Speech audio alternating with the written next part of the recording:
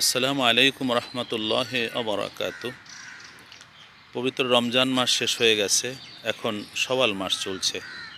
শওয়াল মাসও অত্যন্ত মর্যাদাপূর্ণ মাস। এই শওয়াল মাসে 6টি রোজা রাখা খুবই মর্যাদার এবং খুবই সওয়াবের কাজ।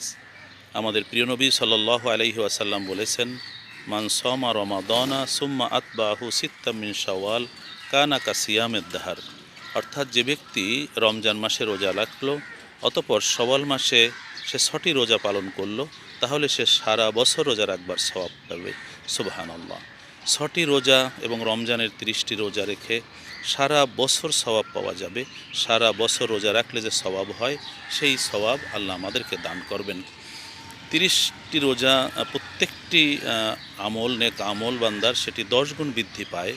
তাহলে 300 এবং 6টি রোজার দ্বারা 10 করে 60টি, এভাবে 360 বা কম বেশি পুরো বছরের কিন্তু রোজার সওয়াব আল্লাহ রাব্বুল আলামিন দিয়ে দিবেন।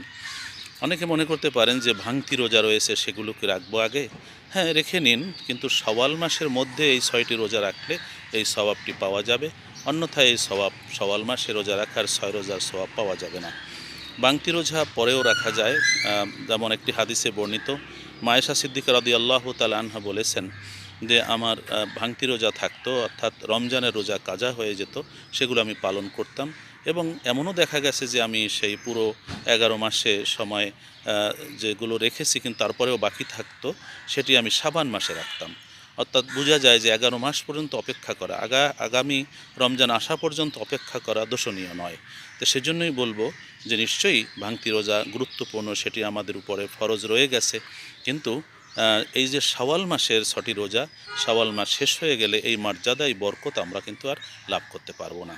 সেই জন্য আসুন আমরা চেষ্টা করি যেন শাওয়াল মাসে 6টি রোজা আমরা রাখতে পারি, এবং এই 6 রোজার দ্বারা আমরা সারা বছর রোজা রাখার সওয়াব পাবো।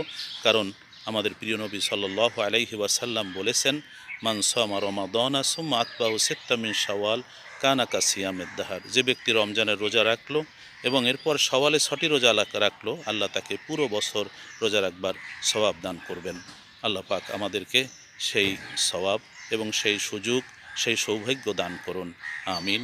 আসসালামু আলাইকুম ওয়া রাহমাতুল্লাহি ওয়া বারাকাতুহু।